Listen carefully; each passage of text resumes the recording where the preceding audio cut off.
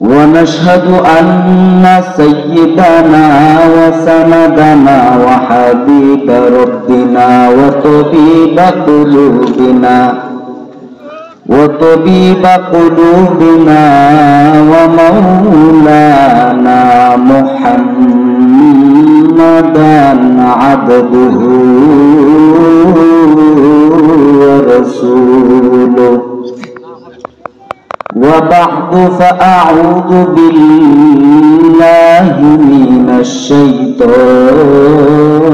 الرجيم بسم الله الرحمن الرحيم لقد كان لكم في رسول الله أسوة حسنة وقال الله تعالى في كلامه المجيد أفحسبتم أنما خلقناكم عبثا وأنكم إلينا لا ترجعون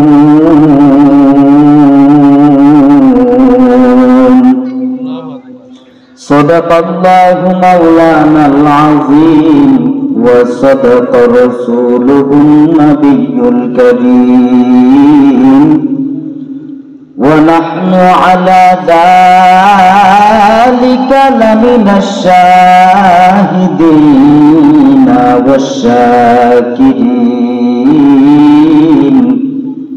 والشاكرين والذاكرين والحمد لله رب العالمين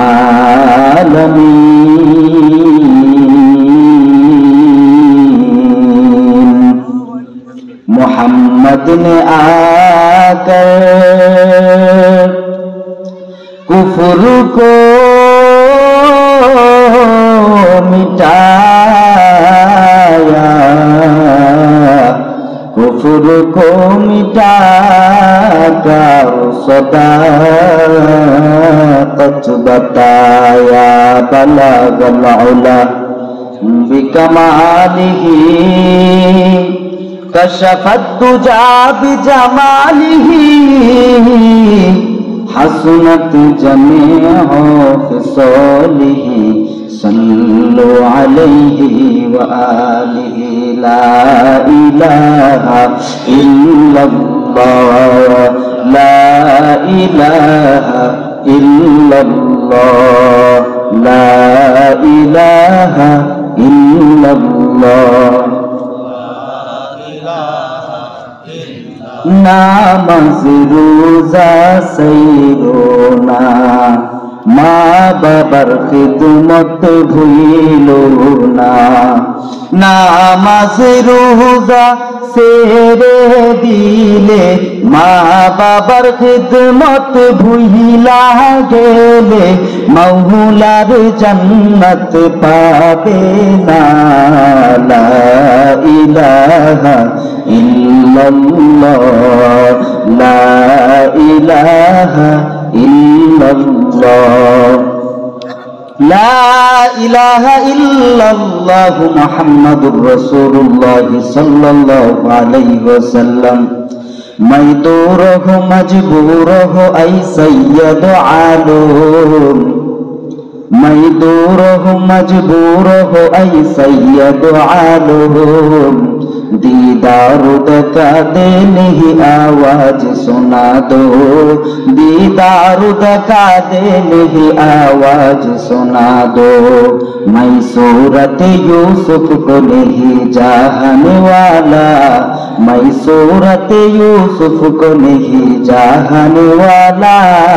मैं कासकिना नंद नहीं आशिक लैला, मैं आशिक मौला हूँ मेरा इश्क दवाना मैं आशिक मौला हूँ मेरा इश्क दवाना ए जुमला जहाँ जिसकी तजल्ली से उजाला ए जुमला जहाँ जिसकी तजल्ली से उजाला सुबहानक ला इल्म लना इल्ला मा अल्लमतना इन्नका अंताल अलीमुल हकीम। दिगर मुअज्जज इहतराम, ভাগরা মধ্যপাড়া যুব সমাজের উদ্যোগে সকল খবরবাসী রুহের মাগফিরাত উপলক্ষে সপ্তম বার্ষিক ওয়াজ ও দোয়ার মাহফিলে পরম শ্রদ্ধেয় ভাজন সভাপতি আমার শ্রদ্ধেয় দাদাজান মোহাম্মদ সৈয়দ মিয়া সভাপতি হিসাবে উপস্থিত হবেন বা উপস্থিত নেই হযরত মাওলানা মুফতি ইসরাইল সাহেব দামাত বারাকাতুহু। প্রিয় মুহতারাম হাজিরিন, আজকের মাহফিলের নানান দিক দিয়ে নানান সহযোগিতা করে আমার চাচা জানেরা, বিশেষ করে দুলাল কাকা খুব অক্লান্ত পরিশ্রম করে আজকের মাহফিলের সফল মণ্ডিত করেছেন। যারা অর্থ দিয়ে, পরিশ্রম দিয়ে, জ্ঞান দিয়ে, বুদ্ধি দিয়ে, নানানভাবে নানান দিক দিয়ে সহযোগিতার হাত বাড়িয়েছেন, আল্লাহ তাআলা তাদেরকে দুনিয়াতে শান্তি এবং তাদের আত্মীয় স্বজনদেরকে পরকালে মুক্তির ব্যবস্থা করে দিক। সবাই বলে আমিন। দুরূদ ও সালাম সাইয়্যিদুল মুরসালিন রাহমাতুল আলামিন খাতামুন নবিয়্যিন সাইয়্যিদুস সাফলাইন ইমামুল মুরসালিন শাফিঈ আযম রাসূল আকরাম রাহমাতুল আলাম নবিয়ুল আরবুল আযম হাবিবে কিবরিয়া আশরাফুল আম্বিয়া সাইয়্যিদুল আম্বিয়া শাফিঈ মাহশর সাকে কাউসার আকায়ে নামদার মদিনাহ কা তাজদার আফতাব নবুওয়াত ফখরে মাওজুদাত সাইয়্যিদুল মাখলুকাত সবাই পড়ি সাল্লাল্লাহু আলাইহি ওয়াসাল্লাম। সেই রাসূলের ব্যাপারে, সেই রাসূলের আদর্শ নিয়ে, যে আদর্শের ব্যাপারে সার্টিফিকেট দিয়েছিলেন স্বয়ং আল্লাহ তাআলা, সেই আদর্শের ব্যাপারে, সেই রাসূলের ব্যাপারে নিয়ে আমি আপনাদের সামনে একটি আয়াত তেলাওয়াত করেছি। লাকাদ কানা লাকুম ফি রাসূলিল্লাহি উসওয়াতুন হাসানা। দুনিয়ার মধ্যে সবচেয়ে বড় নেতা ছিলেন এবং কি পূর্বের থেকে জীবন আজীবন পর্যন্ত ইতিহাস হয়ে থাকবেন যে রাসূলের আদর্শের ব্যাপারে, যে আদর্শের ব্যাপারে কাফেররা পর্যন্ত চুলকানি লাগানোর জন্য প্রচেষ্টা করেছিল। কাফেররা জানতো যে মুহাম্মদ সত্যবাদী, এই জন্যই তাকে আল আমিন বলে উপাধি দিয়েছিল। অবশেষে কাফেররাও মাথা নত করে কেউ কেউ আবার রাসূলের প্রতি ঈমান এনেছে, কন্যা ঠিক কিনা? তাদের মধ্যে অন্যতম হচ্ছেন হযরত উমর রাদিয়াল্লাহু তাআলা আনহু। আজকে যদি সেই রাসূলের আদর্শ যদি আমাদের সমাজের মধ্যে যদি বাস্তবায়িত হয়, আমার মনে হয় প্রত্যেকটা যুবক হক্কানি হয়ে যাবে, আমাদের সমাজের মধ্যে আমাদের দেশটা পবিত্র হয়ে যাবে, এবা থাকবে না, কোনো এবা থাকবে না, নেশা থাকবে না। কথা কোন ঠিক কিনা? সমাধান খুঁজে খুঁজে ক্লান্ত হয়েছে যারা, সমাধান যদি পেতে চাও সব পথ গিয়ে বলে কোরআন দেখো খুলে, সমাধান যদি নিতে চাও সমস্যা যত সব দূর করে দিবে রব যদি তুমি যাও চেয়ে যাও। সমাধান খুঁজে খুঁজে ক্লান্ত হয়েছে যারা, সমাধান যদি পেতে চাও সব পথ গিয়ে বলে কোরআন দেখো খুলে, সমাধান যদি নিতে চাও। কথা কোন ঠিক কিনা? সব সমস্যার সমাধান কোথায় পাওয়া যাবে? লাকাদ কানা লাকুম ফি রাসূলিল্লাহি উসওয়াতুন হাসানা। তোমাদের জন্য রয়েছে আল্লাহ রাসূলের উত্তম আদর্শ, যে আদর্শের ব্যাপারে কাফেররা পর্যন্ত চুলকানি লাগানোর জন্য চেষ্টা করেছিল। যে রাসূলের আদর্শের ব্যাপারে চুলকানি লাগাতে চায়, কিন্তু আল্লাহ রাসূলের আদর্শের ব্যাপারে চুলকানি লাগাইবে তো দূরের কথা, রাসূলের তেলাওয়াত শুনে প্রত্যেকেই মুসলমান হয়ে যায়। পৃথিবীর মধ্যে সবচেয়ে বড়, বিশ্বের মধ্যে সবচেয়ে বড় একটা কনফারেন্স ছিল। ওই কনফারেন্সের মধ্যে হিন্দু, খ্রিস্টান, বৌদ্ধ, ইহুদি, নাসারা প্রত্যেকটা জাতির প্রত্যেকটা সেক্টরে একটা লোক করে উপস্থিত করেছিল। সেখানে একজন কারি আব্দুল বাসেত নামের কারি সাহেব উপস্থিত হয়েছিল। যখন প্রত্যেকে 5 মিনিট 10 মিনিট করে বক্তৃতা দেয়, ওই জায়গার মধ্যে আব্দুল বাসেত 10 মিনিট টাইম দেওয়া হয়েছিল। 10 মিনিট টাইমের মধ্যে 1 ঘন্টা নয়, 2 ঘন্টা নয়, সময় যাই একজনও দাঁড়ানোর চেষ্টা করবে তো দূরের কথা, সাহসই হয় না। লাকাদ কানা লাকুম ফি রাসূলিল্লাহি উসওয়াতুন হাসানা। সেই রাসূলের আদর্শ কেমন ছিলেন? আম্মা জান আম্মাজান আমেনা যখন গোসল করতেন, গোসলের মধ্যে খুশবু চড়াইতো। আব্দুল মুতালিবের নিকট আইসা বলে, আব্দুল মুতালিব, তোমার পুত্রবধূ এমন কি খুশবু ব্যবহার করে যেই খুশবুর কারণে পুরো এলাকার মধ্যে ছড়া যায়, একটু জিজ্ঞাসা করে দেখো। আব্দুল মুতালিব তার স্ত্রীকে জিজ্ঞেস করেছি, আমার পুত্রবধূ এমন কি আতর ব্যবহার করে একটু জিজ্ঞেস করে দেখো না। যখন আব্দুল মুতালিবের স্ত্রী যখন আমেনার নিকট গিয়ে যখন জিজ্ঞেস করলো, আমেনা বলে, আম্মা জান, আমার গায়ে নয়, শরীরে নয়, শুধু আমার গায়ের থেকে নয়, শরীর থেকে নয়, তুতু যখন মাটির দিকে যখন নিক্ষেপ করলেন, বলে আম্মা জান তাকায় দেখেন তুতু থেকেও সুঘ্রাণ বাহির হইতেছে, তুতু থেকেও বাহির হইতেছে। শুধু তাই নয়, আমি যখন কুয়ার থেকে পানি উত্তোলন করতে যাই, কুয়ার থেকে পানি আমি যাইতে দেরি হয়, কিন্তু পানি উপরের দিকে উৎপন্ন হতে দেরি হয় না। শুধু তাই নয়, আমি যখন বাহিরে হই তখন বাগ পর্যন্ত আমারে সালাম জানাই। শুধু তাই নয়, যেদিন সর্বপ্রথম মুহাম্মাদুর রাসূলুল্লাহ সাইয়্যিদুল মুরসালিন রাহমাতুল লিল আলামিন খাতামুন নবিয়্যিন সাইয়্যিদুস সাকলাইন ইমামুল মুরসালিন শাফিঈ আযম রাসূল আকরাম আমার নবী আপনার নবী পেটের মধ্যে যখন আসছিল আমেনার পেটে, আমিনা বলে ওই দিন আমাকে 12 জন পয়গম্বর এসে সালাম জানায় গেছে, আর সালাম জানায় এই কথা বলে গেছে, আমেনা তোর পেটে দুনিয়ার কোনো সাধারণ মানুষ না, যেই আমেনা তোর পেটে দুনিয়ার কোনো সাধারণ মানুষ না, তোর পেটে হইল দু জাহানের বাদশা। শুধু তাই নয়, জান্নাতে 4 জন মহিলা এসে আমি আমেনাকে সালাম জানাই, আর আমেনা আমাকে সালাম জানায় বলে, আমেনা রে, তুই এত বড় ভাগ্যবান হইলি, তোর পেটের মধ্যে দু জাহানের বাদশা তোর পেটের মধ্যে চলে আসছে। শুধু তাই নয়, আমি যখন রোদ্রের মধ্যে হাঁটতে বাহির হই, বাহির হয়, উৎপন্ন গরম বালুর দিকে পাও রাখতে দেরি হয়, বালু ঠান্ডা হইতে দেরি হয় না। শুধু তাই নয়, বালু ঠান্ডা হয়ে যায়, রোদ্রে যখন সূর্যটা উত্তপ্ত হয়ে যায়, সূর্যটা মাথার উপরে যখন চলে আসে, আমি ঘর থেকে বাহির হইতে দেরি হয়, ওই গাছপালা এসে আমি আমেনাকে ছায়া দিতে দেরি করে না। আব্দুল মুত্তালিব আবু তালেব একবার রাসূল সাল্লাল্লাহু আলাইহি ওয়াসাল্লামকে নিয়ে কাজ করতেছেন। এবার আবু তালেব বলতেছে, ভাতিজা আমার, তোমার নিদর্শনের ব্যাপারে আমি এমন নিদর্শন জানি যে নিদর্শন তুমি নিজেই জানো না। মুহাম্মাদুর রাসূলুল্লাহ সাল্লাল্লাহু আলাইহি ওয়াসাল্লাম বলে, চাচা আমার, কি জানেন আমার ব্যাপারে? তখন আবু তালেব বলতেছে, ভাতিজা আমার, তুমি যখন দুনিয়াতে আসছো, তোমার মার এমন নিদর্শন ভাতিজা আমার, এমন নিদর্শন শুনেছি।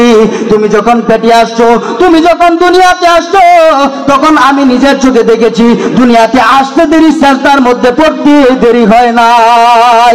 শুধু তাই নয়, যখন সেজদার মধ্যে তুমি পড়ে গেছো, সেজদার থেকে যখন ফিস করে যখন তুমি কি বলছো তা আমরা কেউই বুঝি নাই। সেজদার থেকে উঠিয়া আবার তুমি সোজা হইয়া তাশাহুদে নিয়তে বসলা, তাশাহুদ পড়তে আশহাদু আল্লা ইলাহা, যখন তুমি হাত তুললা, আশহাদু আল্লা ইলাহা ইল্লাল্লাহ, হাতের আঙ্গুল তুলতে দেরি হয়, ওই তামাম বিশ্ব এক প্রান্ত থেকে অপর প্রান্ত আমি তাকায় দেখলাম, পুরো পৃথিবীটা আলোয় আলোকিত হয়ে গেছে। শুধু তাই নয়, আমি ওই পারস্যের দিকে তাকায় দেখলাম, পারস্যের একটা মূর্তি নয়, 2টা মূর্তি নয়, এবং 1-2টা মূর্তি নয়, শত মূর্তি টাস করে পড়ে গেল। এমন যে আগুন অগ্নিকুণ্ড 100 বছর ধরে জ্বলতেছিল, ওই আগুন তুমি পৃথিবীতে আসতে দেরি, কিন্তু ওই আগুন নিতে 1 সেকেন্ডও দেরি করলো না। সেই রাসূলের আদর্শ ব্যাপারে কেমন ছিলেন, সেই রাসূলের সৌন্দর্য কেমন ছিলেন, ইউসুফের সৌন্দর্যের ব্যাপারে সেই দিন বয়ান করতেছিলেন, কিন্তু শেষ করতে পারছিলেন না। ইউসুফ আলাইহিস সালাম এত সৌন্দর্য ছিলেন, ইউসুফ আলাইহিস সালামের ব্যাপারে সৌন্দর্যের কথা যদি বলি ঘন্টার পর ঘন্টা চলে যাবে। ইউসুফ আলাইহিস সালাম যদি এত সুন্দর হয়, ইউসুফ আলাইহিস সালাম কেমন সুন্দর ছিলেন। জুলাইকা যখন বলে জুলাইকা পাগল হয়ে গেছে ইউসুফের জন্য, জুলাইকা ইউসুফের জন্য পাগল হয়ে গেছে। কি দেখা পাগল হয়ে গেছে? জুলাইকা একদিন মিশরের মধ্যে সমস্ত নারীদেরকে হাজির করলেন। সমস্ত নারীদেরকে যখন বললেন তোমরা হাজির হও, প্রত্যেকের হাতে একটা করে কমলা দিলেন, আরেকটা করে চাকু দিলেন, সবাইকে সিরিয়াল ধরে বসালেন। জুলাইকা এবার বলতেছে তোমরা একটা হাতের মধ্যে একটা চাকু নাও আর একটা কমলা নাও। একজনে ইউসুফকে এবার হাজির করালো, ইউসুফ তুমি সামনের দিকে আসো। ইউসুফ সামনের দিকে আসা চেয়ারের মধ্যে বসলেন। ইউসুফ আলাইহিস সালাম মাথা নিচ দিয়ে যখন চেয়ারের মধ্যে বসে আছেন, জুলাইকা তখন বলতেছে প্রত্যেকে ইউসুফের দিকে তাকাও, একটা করে চাকু নাও আর একটা করে কমলা নাও। একটা করে চাকু আর আরেকটা করে যখন কমলা হাতের মধ্যে নিল, প্রত্যেকে নিজের হাত নিজেই কেটে ফেলছে। পশ্চিম কালে বুঝতে পারে নাই, কথাগণ দেখবে না। জুলাইকা তখন বলে মিশরের নারীগণ এতক্ষণ তো আমাকে পাগল বলতে আমি পাগল হয়ে গেলাম ইউসুফের জন্য, আজকে নিজের চোখে তাকায় দেখো, নিজের চোখে লক্ষ্য করে দেখো, তোমরা মিশরবাসী মিশরের মহিলাগণ ইউসুফের জন্য পাগল হইয়া কেমন পাগল হইছো। আমি তো হাত কাটি না, পাও কাটি নাই, আমি সাধারণত দিল আমার ছুটে গেছে এমন সৌন্দর্যের কারণে। কিন্তু তোমরা ইউসুফের সৌন্দর্য দেখে তোমরা প্রত্যেকের হাত কেটে ফেলছো। তোমরা এমন পাগল হইছো, ইউসুফকে দেখে তোমরা হাত কেটে ফেলছো। তোমরা নিজেরাই বুঝতে পারো নাই, কিন্তু আমি জুলাইকাকে পাগল বললাম। আমি জুলাইকা নাকি পাগল হয়ে গেলাম। বাস্তবে তো তোমরা মিশরের নারীগণ এক পলকে একবার দেইকা ইউসুফের জন্য পাগল হয়ে গেছো। এইবার মা আমেনাকে জিজ্ঞেস করে, আম্মা জান ইউসুফ আলাইহিস সালাম যদি এত সুন্দর হয়, ইউসুফ আলাইহিস সালামের গুণের কোনো শেষ নাই, ইউসুফ আলাইহিস সালাম যদি এত সুন্দর হয়, তাহলে কি ইউসুফ আলাইহিস সালামের চেয়ে বেশি আমার নবী কি বেশি সুন্দর নাকি? আম্মা জান আমেনা বলে ওই জায়গায় যদি ইউসুফ না থেকে যদি আমার নবী থাকতো, তাহলে মিশরের মহিলাগণ হাত না কেটে গলা কেটে ফেলতো, পশ্চিম কালেও বুঝতে পারতো না। এখন ঠিক কিনা? ইউসুফ আলাইহিস সালাম সৌন্দর্য কম না বেশি? কেমন সৌন্দর্য ছিলেন? ইউসুফ আলাইহিস সালামের চেয়ে আমার নবীর সৌন্দর্য কম না বেশি? আরেকটু জোরে বলতে হবে, সৌন্দর্য কম না বেশি? নবী আমার জানেরই জান, নবী আমার পরাণের পরাণ, সেই নবীকে ভুল বুঝিলে থাকবে না ঈমান। উম্মত দিনে কে বুঝিবে আমার দয়াল নবীর শান। রহমাতুল লিল আলামিন নবী কুরআনে প্রমাণ, আশিক বিনে কে বুঝিবে আমার দয়াল নবীর শান। উম্মত বিনে কে বুঝিবে আমার দয়াল নবীর শান। কথাগণ ঠিক কিনা? মা আমেনা বলে আমি একদিন রাতে শুই, আরেকটা সুতা নিয়ে যখন কেতা সিলাইতেছি, এমন সময় অন্ধকারের মধ্যে, তখন তো জেনারেটর ছিল না, কারেন্ট ছিল না, অন্ধকারের মধ্যে যখন সুইটা মাটির মধ্যে পড়ে গেল, মাটির মধ্যে যখন পড়ে গেছে, তখন রহমাতুল লিল আলামিন প্রিয় নবী ঘরের মধ্যে যখন এশারের নামাজ পড়ে যখন প্রবেশ করলেন, আল্লাহর কসম করে বলছি আমার সুইটা স্পষ্ট ভাবে দেখতে পাচ্ছে। শুধু তাই নয়, সুয়ের চিত্রটা অন্ধকারের জন্য দেখা যায় না, কিন্তু রাসূল সাল্লাল্লাহু আলাইহি ওয়াসাল্লামের আলোয় আলোকিত হইয়া সুয়ের চিত্রটা আমি স্পষ্ট ভাবে দেখতে পাচ্ছি। কথাগণ ঠিক কিনা? মনে বড় আশা ছিল যাব মদিনায়, আশা আছে সম্ভব হলো নাই, করি কি উপায়। মনে বড় আশা ছিল যাব মদিনায়, আরব সাগর পাড়ি দিব, নাই যে আমার তোরে পাখি নই যে উড়ে যাব, দানাতে ভর করি। ঠিক না? মদিনায় যেতে যেতে কে কে প্রস্তুত? দুইটা হাত তুলে দেখা দেই, লিল্লাহে তাকবীর। আল্লাহ তাআলা আমাদের সবাইকে কবুল করুক। রাসূলের ব্যাপারে রাসূল সাল্লাল্লাহু আলাইহি ওয়াসাল্লাম এমন আদর্শবান ছিলেন। চলুন আরেকটু সামনের দিকে অগ্রসর হইয়া আমি আমার আলোচনা সংক্ষেপ করে করে ফেলবো। মূলত শর্ট কথা তো, শর্ট ভিতরে আমি এত কিছু গুছাই কেমনে বলি, আমি নিজেও একটা হতাশার মধ্যে পড়ে গেছি। আমিও তো একটা গুছানো একটা বক্তৃতা নিয়ে আসছিলাম, এখন এত স্বল্প সময় আমি কথাগুলোই কেমনে বলবো আপনাদের সামনে। আর মূলত বড় কথা হচ্ছে এলাকার মধ্যে কথাগুলো বললে একটু স্পেস হয়ে যায়, যদিও দূরে কথা বলি, কথাগুলো গুছানো করে বলতে পারি, কিন্তু এলাকার মানুষের সবাই পরিচিত, আমাদের ফ্যামিলি। কথা কোন ঠিক কিনা? লিল্লাহি তাকবীর। সঙ্গীত আরেকটা শোনাবো ইনশাআল্লাহ। আল্লাহু আল্লাহু তুমি জাল্লে জালালুহু, শেষ করা তো যায় না গিয়ে তোমার গুণগান। তুমি কাদের গফফার, তুমি জালিল জব্বার, অনন্ত অসীম তুমি রহিম রহমান। তুমি মাটি আদমকে প্রথম সৃষ্টি করিয়া,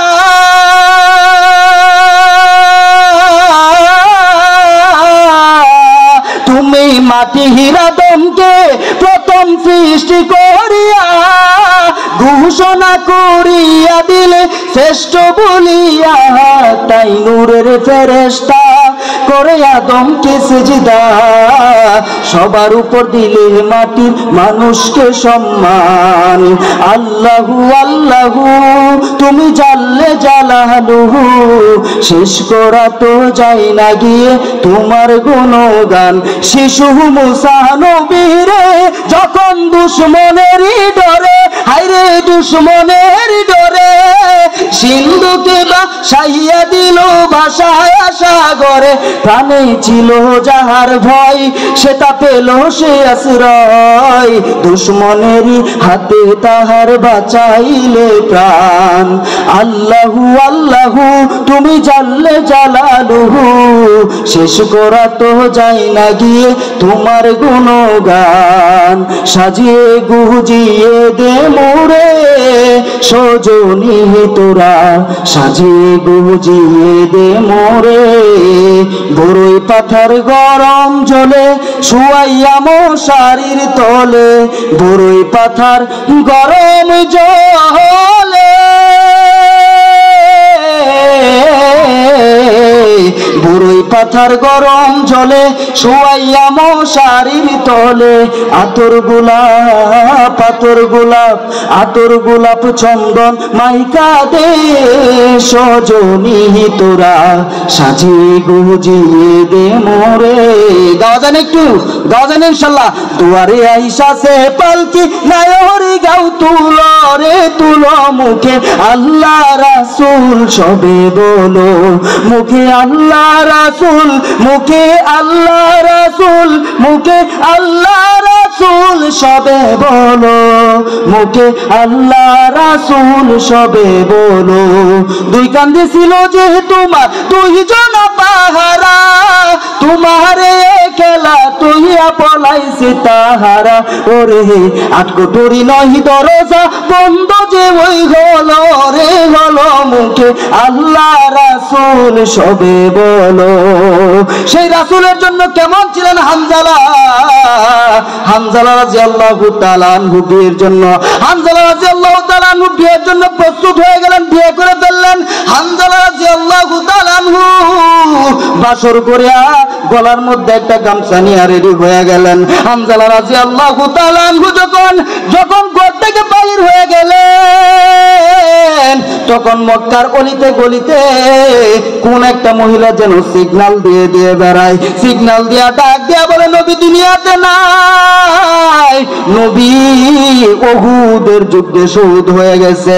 হানজালা রাদিয়াল্লাহু তাআলা আনহু যখন এই কথা শুনলেন, হানজালা রাদিয়াল্লাহু তাআলা আনহু ঘরের মধ্যে দৌড় নিয়ে ডাক দিয়ে বলে বিবি আমার, আমি শুনলাম যেই নবীর জন্য জীবন আমার, জান আমার, কুরবান আমার, যেই নবীর জন্য আমি সবকিছু দিতে পারি, ওই নবী যদি দুনিয়াতে না থাকে আমি হানজালাও দুনিয়াতে থেকে কোনো লাভ নাই। ওয়াজ যদি বুঝে থাকেন বুঝতেন, যদি বুঝে থাকেন বুঝে বলেন তো দেখি, হানজালার উপর ফরজ গোসল অবতীর্ণ হয়েছিল নাকি?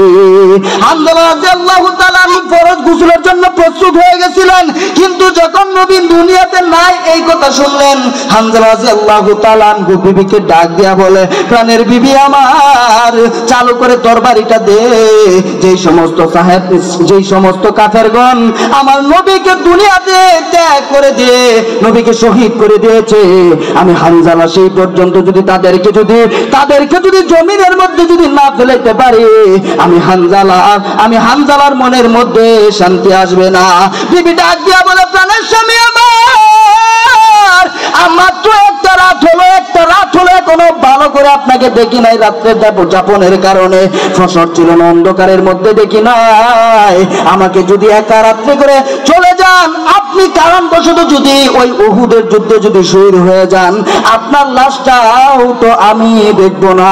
হামজা রাদিয়াল্লাহু তাআলা ডাক দিয়ে বলে, বিবি আমার, যদি বেঁচে থাকি দেখা হবে, নয়তো দেখা হবে হাসরের মাঠে।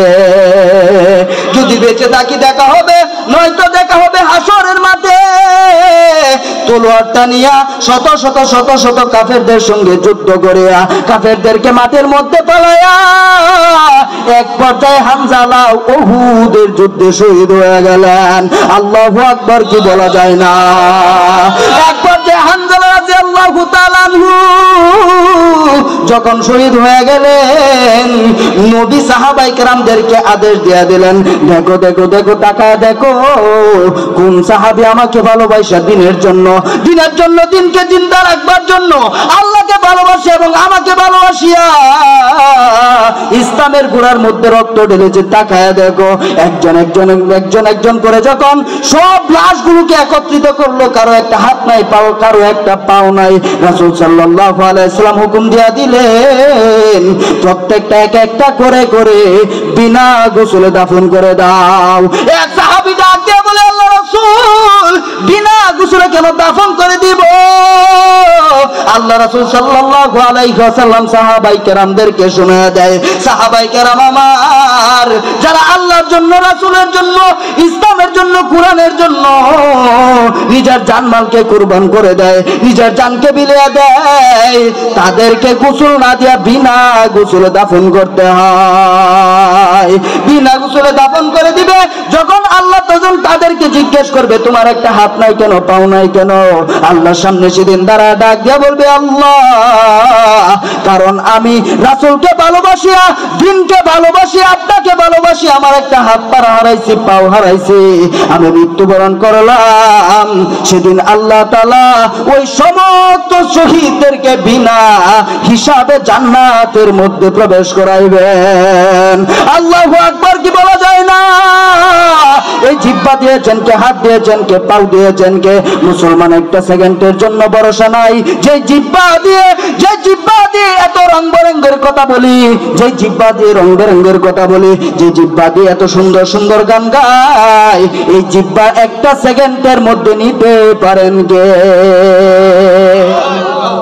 যখন সাহাবায়ে কেরামদেরকে যখন বললেন সবগুলো লাশ একত্রিত করো, সবগুলো লাশ একত্রিত করলেন, নবী আমার তাকায় দেখে ওই বড় একটা জায়গা থেকে ওই মাঠের দিক দিয়ে একটা মহিলা পর্দার সহিত আস্তে আস্তে করে সামনের দিকে অগ্রসর হইলেন।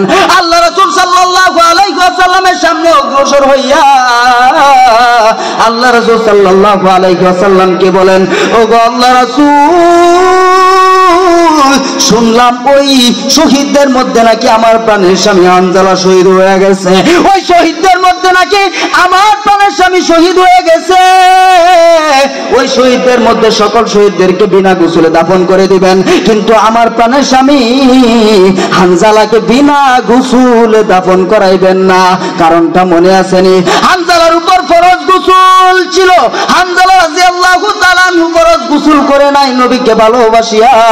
হানজালা রাদিয়াল্লাহু তাআলা এমন ভালোবেসেছেন, হানজালা রাদিয়াল্লাহু তাআলা যদি নবীকে এত বড় ভালোবাসিয়া, কলিজার থেকে ভালোবাসিয়া যদি হানজালা রাদিয়াল্লাহু তাআলা ধন্য হয়ে যেতে পারেন, তাহলে আমরা নবীকে ভালোবেসে ধন্য হয়ে যেতে পারবো কিনা? দুইটা হাত তুলে দেখায় দেই। নারায়ে